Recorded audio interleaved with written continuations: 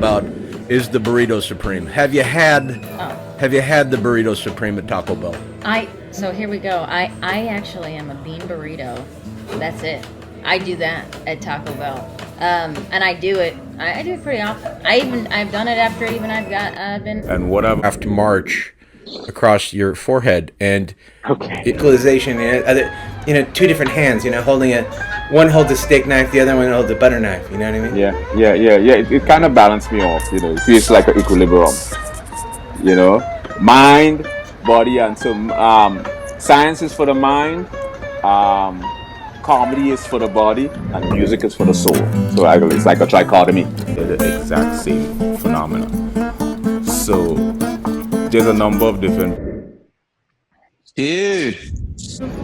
Pathological compulsion is an abnormal, constant pursuit. Now, we understand. Is that supposed to subdue somebody, or is that supposed to make you feel you're in some sort of